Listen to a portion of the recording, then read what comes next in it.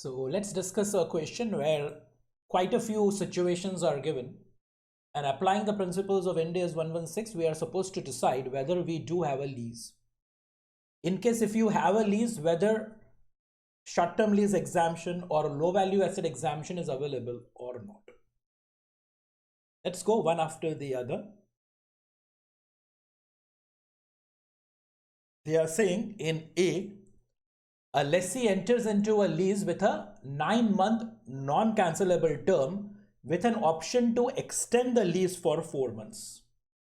So non-cancelable period is 9 months and 4 months extension is possible.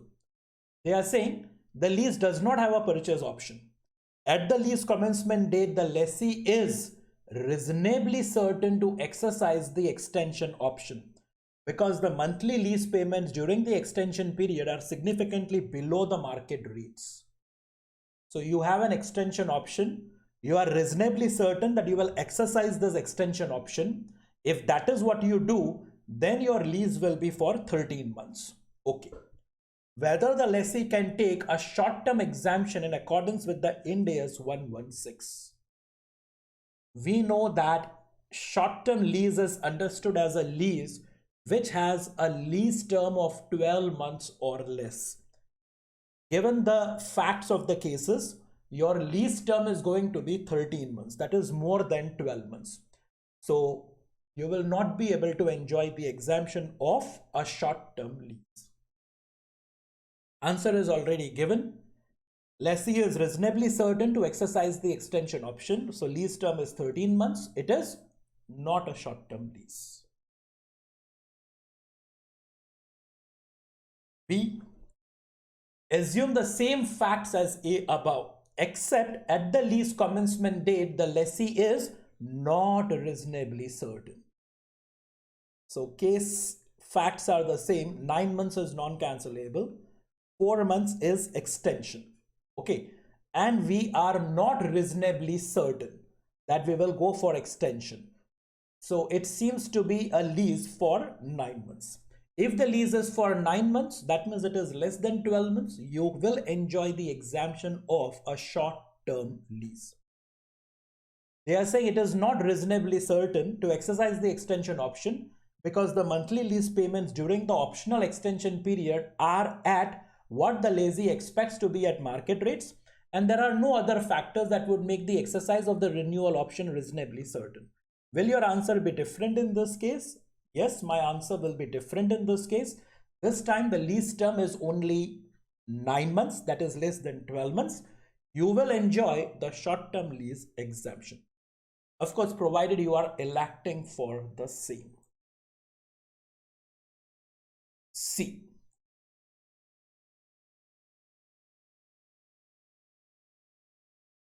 An entity leases a car for use in its business, and the lease includes the use of the tires attached to the car.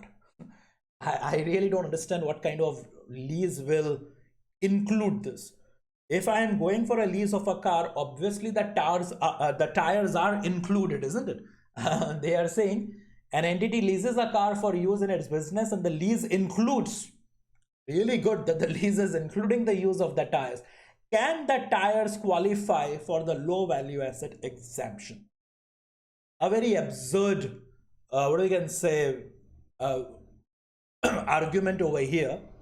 But then I believe this is something that we were discussing even earlier also, isn't it? We had taken this example of that BMW car. That's where it really falls into. Here it is. I'll just clear it up for you. When can you get the low value asset exemption? If the two conditions are getting fulfilled. This time the underlying asset is turning out to be tires, as it was earlier also. Can you use the tire on your own? Obviously it is not possible. A car without the tires will be useless, and tires without a car, that will also turn out to be the useless, because the lease is not for the tires, the lease is for the car, isn't it? And the underlying asset over here, which is nothing but your tires, is not highly dependent. Sorry to say, it is highly dependent in our case. So you will not be able to enjoy the low value asset exemption. They are saying tires can be used only along with the car. they are not eligible for low value exemption, right? Common sense prevails. That's what we can really say. D, okay, D. An entity enters into a rental contract for a large number of laptops. Each laptop within the contract constitutes an identified asset. Entity has considered that the value of the individual laptop would be low, even though the contract for all the laptops is not. This falls very much into that projector example that we had taken earlier. Projectors' individual cost is low, but if I enter into a contract for 100 projectors, 1000 projectors, then the total value is definitely high. Here, instead of a projector, we have a laptop. So I want to enjoy the low value asset exemption. Okay. Can the laptop be used on its own or with resources that are readily available? The answer is absolutely yes. Is the laptop highly dependent on other assets or interrelated with other assets? The answer is no. That clearly means that we can enjoy the low value asset exemption, although the total value of the laptops in the contract may be on a higher side, but individually each and every laptop, its cost is on a lower side. An entity can benefit from use of an individual laptop together with other resources that are readily available, and each laptop does not need other assets to make it functional. Low value exemption is available.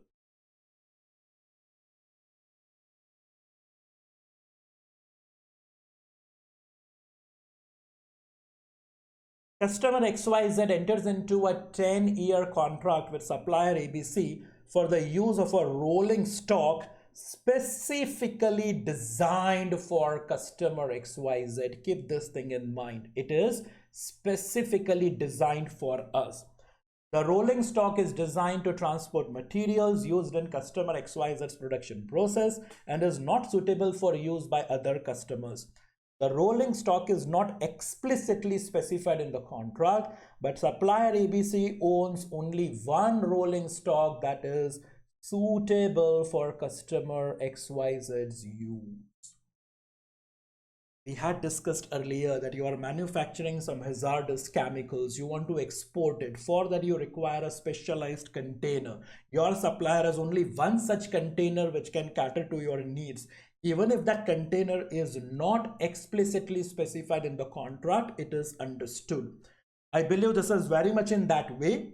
They are saying if the rolling stock does not operate properly, the contract requires supplier ABC to repair or replace the rolling stock, whether there is an identified asset.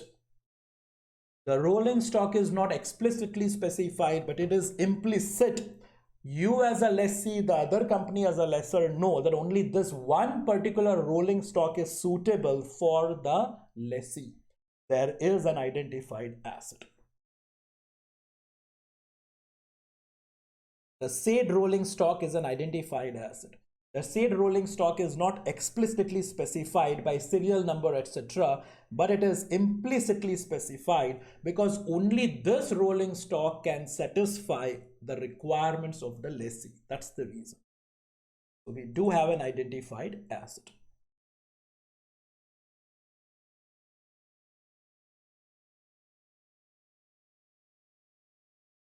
Customer XYZ enters into a 10-year contract with supplier ABC for the use of a car. The specification of the car is specified in the contract. The brand, the type, the color, options, everything is well specified. But then what's the problem? At inception of the contract, the car is not yet built. Whether we have an identified asset. The car is still under construction, although everything has been specified. Which brand, what type, what color, what options, everything is specified, right? An asset that will be manufactured in future and made available, that can also be considered to be an identified asset. It's a very miscellaneous point. Yes, there is always a possibility of losing track of such small points. I'll pinpoint your attention to it. Here it is. Clear it up a bit for you.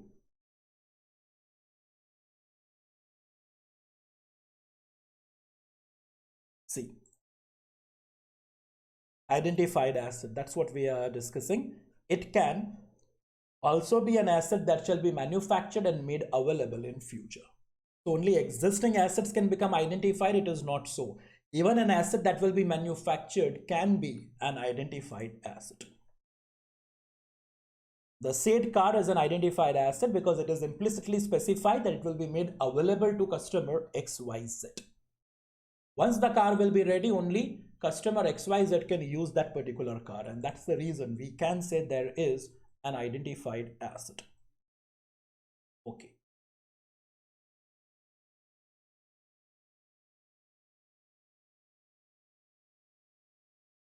An electronic data storage provider provides services through a centralized data center that involve the use of a specified server. We are going to call it a server number 10.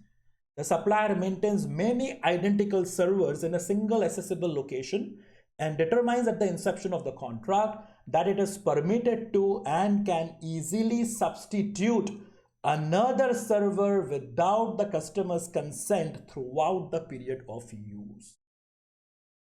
So maybe you are providing electronic data services, let's say a cloud service. All your data will be hosted on the server, but that server can keep on changing. See, as long as the services are available to me, I don't mind whether it is on server number 10 or server number 8 or server number 1, right? It makes no difference to me as long as the necessary services are available to me. So the supplier has made it very clear that it can substitute one server to another server, and that too without the customer's consent. Further, the supplier would benefit economically from substituting an alternative asset because doing this would allow the supplier to optimize the performance of its network at only a nominal cost. So supplier has the practical ability for substitution. The supplier will also derive economic benefits out of it. In such a situation, we can say that the right of substitution of the supplier is substantive. And when the substitution right is substantive, there shall be absence of identified asset. And if there is no identified asset, there is no lease. You only think, is server number 10 an identified asset? Because it can be substituted at any point of time by another server. So the identified asset will keep on changing. If the identified asset keeps on changing, that means there is absence of identified asset itself. And as a customer, I don't care. I told you, I don't care whether you keep my data on server number 10 or you keep the data on any other server. As long as I have access to that particular data, as long as my work is smoothly happening, I do not mind whether it is on a particular server or on some another server. So there is absence of identified asset. This is a supply arrangement. It does not turn out to be a lease arrangement. If you wish, I can again show the requirements of the Ind AS. Here it was. Very quickly. A supplier's right to substitute an asset is substantive when two conditions are getting fulfilled. The supplier has a practical ability to keep on substituting the asset throughout the period of use, and the supplier will benefit economically. Both the conditions are getting satisfied in the given situation. Okay, so that's what they say. Customer does not have right to use the identified asset because the supplier has practical ability to substitute the same and would benefit economically from such substitution. That means the substitution right is substantive. There is no identified asset. No identified asset, no lease.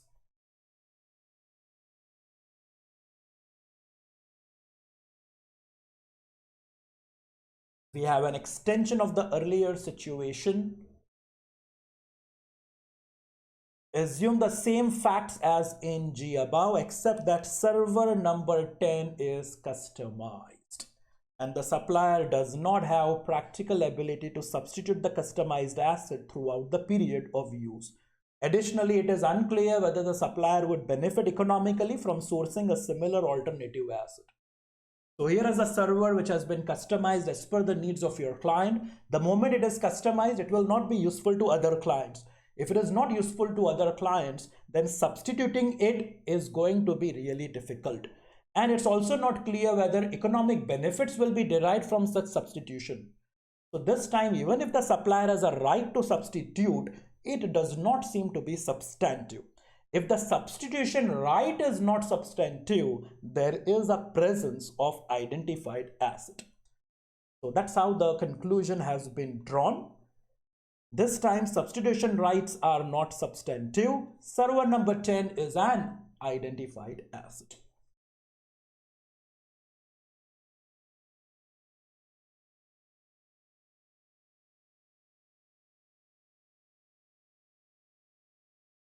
Customer XYZ enters into a 10-year contract with supplier ABC for the right to transport oil from India to Bangladesh through supplier ABC's pipeline.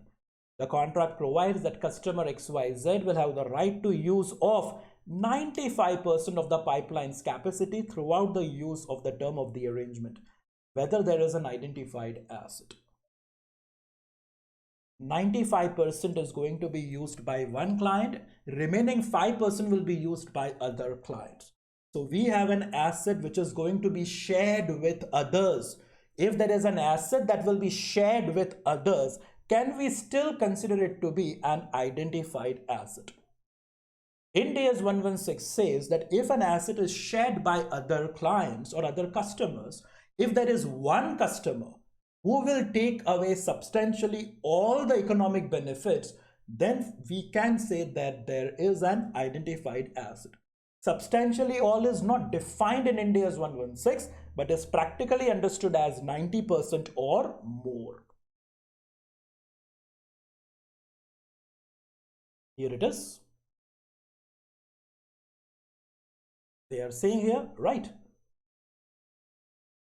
A capacity or other portion of an asset that is not physically distinct is an identified asset unless it represents substantially all of the capacity and provides the customer with the right to obtain substantially all the economic benefits. And substantially is not defined but understood as 90% or above.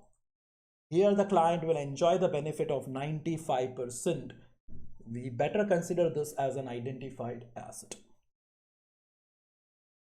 95% of capacity represents substantially all of the capacity of the pipeline. It is an identified.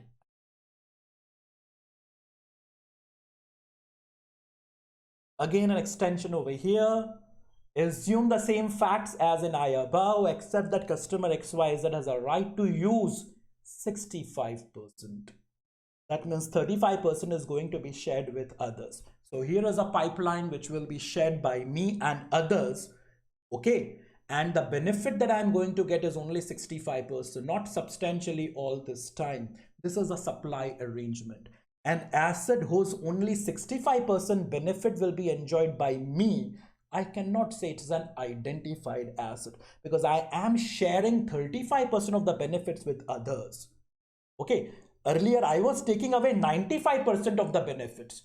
Then I can still say, even though I'm still sharing it with others, but because I am taking away 95%, or we can say 90% or above of the share of the economic benefits, we can say that yes, still there is an identified asset. This time there is an absence of identified asset. No identified asset, no lease. 65% of capacity is not substantially all. It is not an identified asset.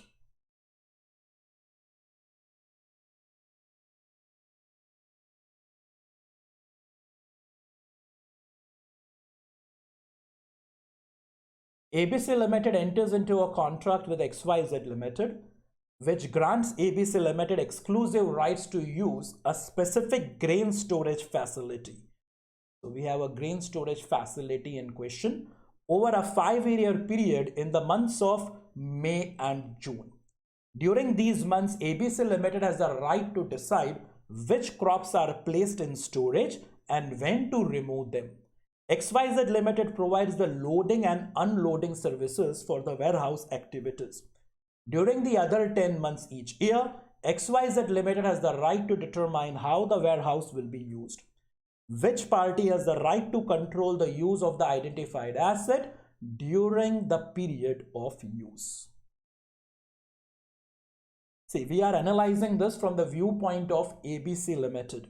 ABC Limited is getting a right to use a grain storage facility in the months of May and June. So when they are saying during the period of use, we are discussing only the period of May and June. After all, the lease contract is for May and June. So during May and June, do we have an identified asset? This is what we want to discuss. Okay. So let's understand what will happen in May and June. What will happen in May and June? We have two parties. One is ABC. Another party is XYZ. What will ABC do? Okay. They are saying ABC Limited has a right to decide which crops are placed in storage and when to remove them. Okay. Which crops and when to remove. This is something that will be decided by ABC. And XYZ. XYZ will provide the loading and unloading services. Okay. So loading, okay, I have written unloading first, fine. Unloading and loading services. This will be provided by XYZ. So we do have a grain storage facility. We can consider that as an identified asset. But for the purpose of something to become a lease, you should have a right of using that identified asset. The question is that during the months of May and June, does ABC Limited have a right to use the grain storage facility? So this is the bifurcation of services that will be done or the activities that will be done during May and June. The question that we should ask ourselves is, which is more important? Or if you don't want to use the word important, you can use the word significant. Tell me, what will decide whether you have a right to control the asset? Which crops are to be placed in the grain storage facility? When to remove those crops? Is this more important, or loading and unloading is more important? We are talking about a grain storage facility. So you are taking a grain storage facility on rent. Which crops will I place in it? When will I remove it? Is this more important? Or the services given by XYZ, that I will give you the service of loading the grains over there and unloading the grains. Which is more important? Obviously more important is which crops are to be stored and when those crops are to be removed. So the main activity is definitely lying with ABC. So one can argue that ABC has a right to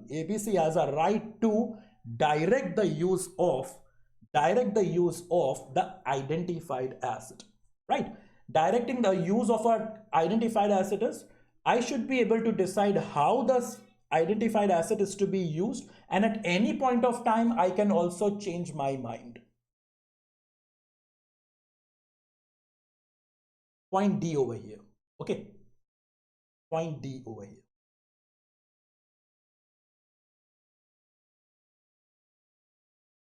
A customer has a right to direct the use of an identified asset whenever it has a right to direct how and for what purpose the asset is to be used. So during the months of May and June, ABC will decide how the grain storage is to be used and for what purpose it is to be used. The services that you are providing of loading and unloading, anyone else can provide. Okay, more important is the crops to be placed. So we do have a right of using that particular asset. Of course, only during May and June. During the period of use, May and June, ABC decides which crops to store and also the timing of its removal. These rights are more significant than loading and unloading services provided by XYZ. Thus, ABC has a right to control the use of the warehouse in May and June. Rest of the months, of course, the right of control is with X, Y, and Z.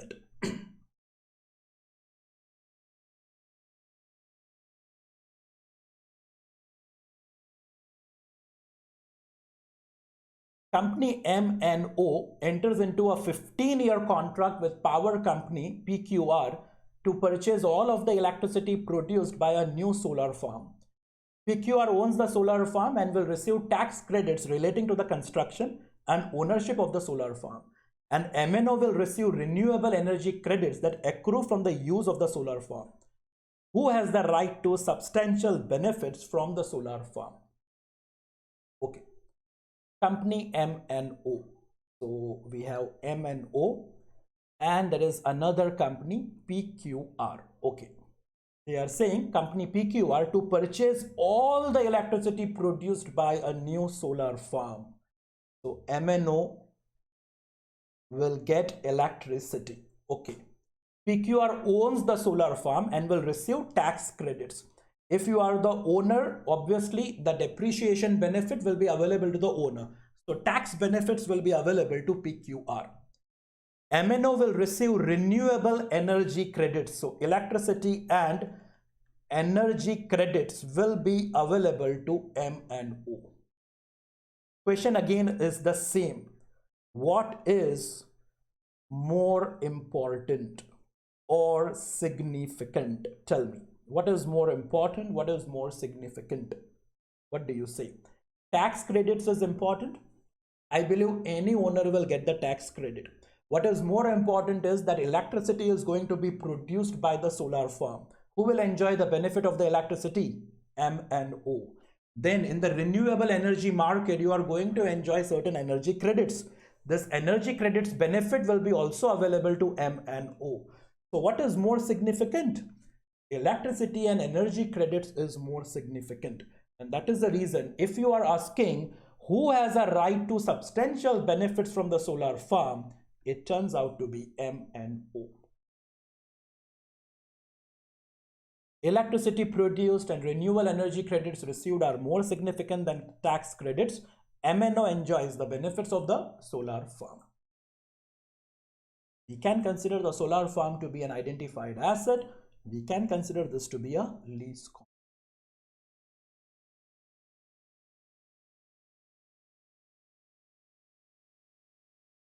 Customer X enters into a contract with supplier Y to use a vehicle for a 5-year period. The vehicle is identified in the contract. Great. Supplier Y cannot substitute another vehicle unless the specified vehicle is not operational. Okay. If it breaks down. Under the contract, customer X operates the vehicle, that is, drives the vehicle or directs others to operate the vehicle. You can hire a driver. Okay. Customer X decides how to use the vehicle within the contractual limitations. For example, throughout the period of use, customer X decides where the vehicle goes, as well as when or whether it is used and what it is used for. Customer X can also change these decisions throughout the period of use. Now, supplier Y. Supplier Y prohibits certain uses of the vehicle, for example, moving it overseas, and modifications of the vehicle to protect its interest in the asset. Whether customer X has the right to direct the use of the vehicle throughout the entire period of lease. Customer X can decide where the vehicle will go. Customer X can decide who will drive the vehicle. Customer X can even change the purpose for which the vehicle will be used at any point of time. But supplier Y says that, hey, all these rights are with you, agreed, but I will not allow you to take my vehicle overseas. I will not allow you to make any modifications to my vehicle. Okay. So because of these restrictions, can we say that customer X is denied its right of using the asset? What do you say? Tell me, what do you say? Can we say that the restrictions which are imposed are more in the nature of protective rights? More in the nature of protective rights, isn't it? So that is what is happening over here, isn't it? So we can say that whatever restrictions are there as per supplier Y, they are only protective in nature. Every lessor has a right to protect its own interests, right? By saying that it cannot go overseas, I am not putting a major restriction. By prohibiting you from making changes to my asset, I am not putting any major restriction. Because as far as India is considered, you can use this particular vehicle at any place that you want, and you can even change that purpose anytime that you want, isn't it? So Customer X has a right to direct the use of the identified vehicle throughout the period of use because it has a right to change how the vehicle is used, when or whether the vehicle is used, where the vehicle goes, what the vehicle is used, right? Everything is going to be decided by customer X. Limits set by the supplier Y are protective rights. Customer X directs the use of the asset. It's an identified asset. If you're asking me further, it does become a lease contract.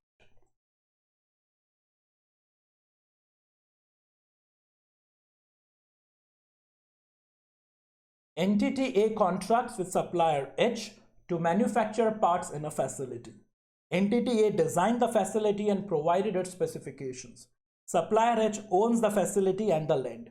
Entity A specifies how many parts it needs and when it needs the parts to be available. Supplier H operates the machinery and makes all the operating decisions, including how and when the parts are to be produced, as long as it meets the contracted requirements to deliver the specified number on the specified date. Assuming supplier H cannot substitute the facility and hence it's an identified asset. Which party has the right to control the use of the identified asset, which is the equipment, during the period of use? Okay. Let's spell it down. We are having entity A and we have a supplier H. Let's understand what are the roles of both of them. Entity A contracts with supplier H to manufacture parts in a facility. Entity A designed the facility and provided its specifications. Supplier H owns the facility. So supplier H is owner of facility, while entity A has designed the facility. So you designed the facility and it seems that you have sold it to supplier H. Entity A specifies how many parts it needs and when it needs the parts, right? So that is entity A. So entity A has placed order for parts required. Okay. And then they are saying supplier H operates the machinery, right? It operates the machinery. So operates the machinery. And then they are saying makes all the operating decisions and takes all operating decisions. So this seems to be the bifurcation over here. So entity A has designed the entire facility which has been owned by supplier H. Now there are certain parts that you require, right? Manufacturing parts. You have placed an order with supplier H. Supplier H will decide how the machines are to be used. Supplier H will take all the operating decisions. Okay. Of course, the parts will be manufactured as per your specifications agreed. But once a particular date has been decided that this is the date on which I require the consignment to be received, supplier H will meet those deadlines. But apart from that, supplier H will take all the decisions. By all the decisions we mean when should the parts be manufactured, by what time the manufacturing will get completed, what raw materials are to be sourced. Everything is going to be decided by supplier H. So if we again ask ourselves the same question, what is more important? What is more significant? Tell me, what is more important? More important is operating the machinery. More important is taking all the operating decisions. Entity A is simply interested in that, see, this is the deadline. By the time the deadline, you have to give me so-and-so supply of so-and-so number of parts. That is what entity A is concerned.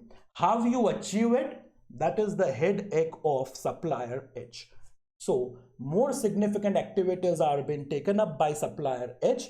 In other words, supplier H is the one who is directing the control of the use of the asset. Okay. Now supplier H is the owner. In other words, supplier H is owning the facility and is basically controlling the asset owned by it. In other words, we are not giving the right of using this asset to entity A. Entity A does not have a right of using the asset. And if entity A does not have the right of using the asset, then it is not a lease contract. This is not a lease. This is a simple supply arrangement.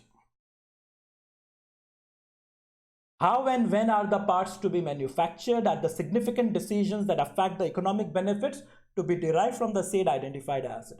The supplier edge controls the right to use the asset. This is not a lease. It is a supply arrangement. I believe going through this particular question where we have multiple cases, the concept of the lease, identified asset, right of using the asset, substitution right, everything is becoming crystal clear.